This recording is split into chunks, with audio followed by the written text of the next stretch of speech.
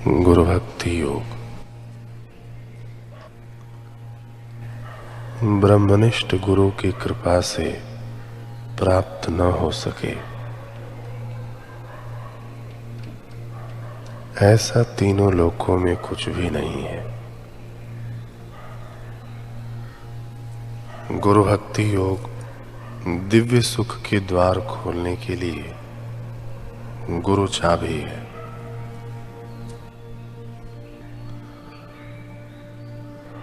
सद्गुरु के पवित्र चरणों में आत्मसमर्पण करना ही गुरु भक्ति योग की नींव है। अगर आपको सद्गुरु के जीवनदायक चरणों में दृढ़ श्रद्धा एवं भक्ति भाव होगा तो आपको गुरु भक्ति योग के अभ्यास में अवश्य सफलता मिलेगी। केवल मनुष्य का पुरुषार्थ ही योगाभ्यास के लिए पर्याप्त नहीं है,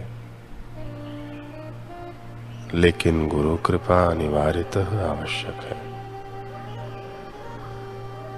गुरु भक्ति योग के अभ्यास से शिष्य को सर्वोत्तम शांति, आनंद और अमरता प्राप्त होती है।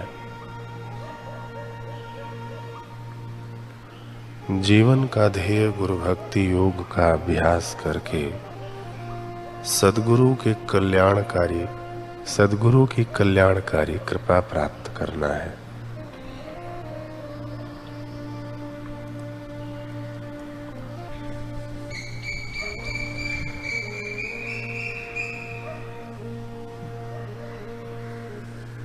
बौद्ध इतिहास की एक सुंदर गाथा है, बड़ी ही प्रेरणाप्रद। बुद्ध के संघ के प्रमुख शिष्यों में से एक थे भिक्षु मौलिंगापुत्त। परंतु शिष्य बनने से पहले क्या स्थिति थी? प्रश्नों से भारी मन लेकर वे बुद्ध के पास पहुंचे। जब पहली बार बुद्ध के सामने आए तो प्रश्न पर प्रश्न पूछने लगे। उत्तर स्वरूप बुद्ध मुस्कुरा दिए।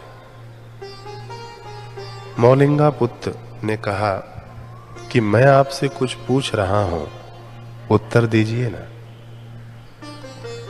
बुद्ध ने कहा, क्या आप अपने इन प्रश्नों के बस उत्तर ढूंढ रहे हैं या आपको इनके समाधान की तलाश है?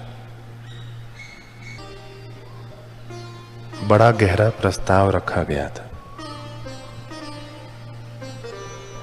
अगर जिज्ञासु उत्तर और समाधान के बीच अंतर करना सीख जाए तो समझो सारी भटकन खत्म हो जाती है, क्योंकि उत्तर शब्दों में मिलता है और शब्द कई तरह के जाल बुन सकते हैं, परंतु समाधान शब्दों से ऊपर सीधा आत्मा में उतरता है।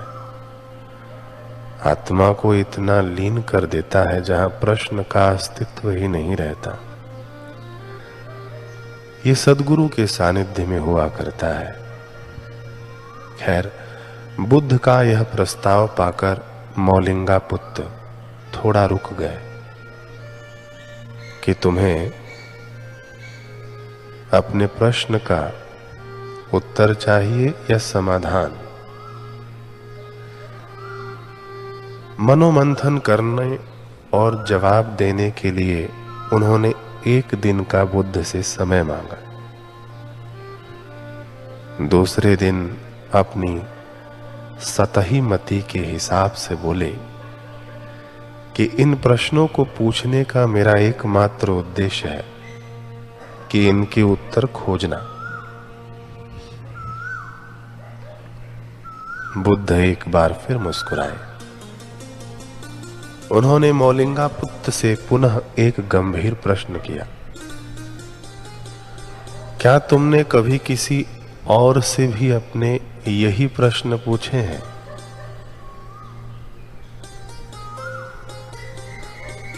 मौलिंगा पुत्र ने आतुर स्वर में तुरंत कहा, अपने जीवन के पिछले 30 वर्षों से मैं प्रत्येक व्यक्ति से यही प्रश्न पूछता आ रहा हूं।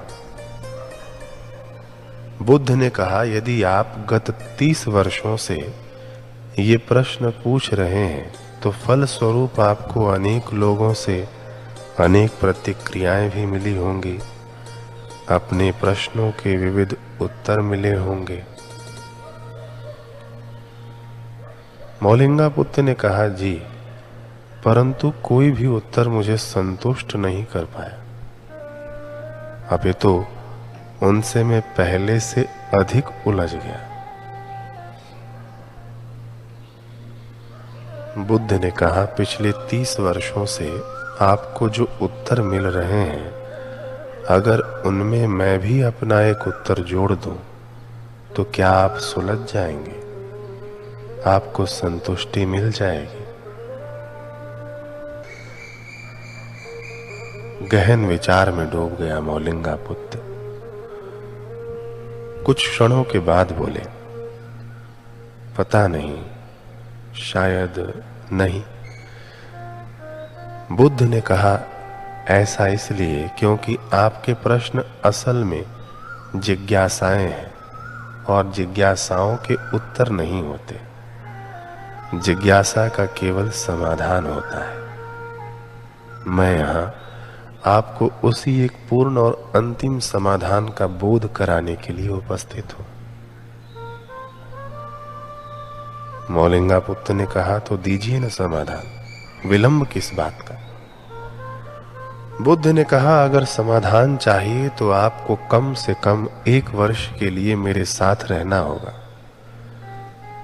भिक्षुक संघ में रहकर साधना करनी होगी। और हां, ध्यान रहे, इस अवधि के दौरान आप बाहर से बोलकर, शब्दों का प्रयोग कर मुझसे कोई प्रश्न नहीं पूछेंगे। बिल्कुल शांत रहेंगे, लेकिन रहेंगे मेरे साथ। मैं ठीक 1 वर्ष की समयावधि के बाद आपके मन को उद्वेलित करने वाले प्रत्येक सवाल का समाधान दूंगा।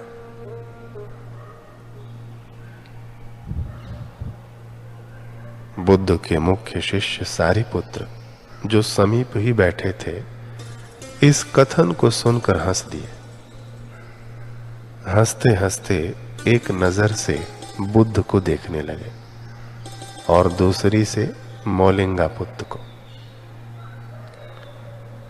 बुद्ध के कथन पर सारिपुत्र की ऐसी विचित्र प्रतिक्रिया। सारिपुत्र हंस क्यों रहे हैं? मौलिंगा पुत्र को संदेह हुआ। अब उन्होंने सारिपुत्र से कारण जानना चाहा।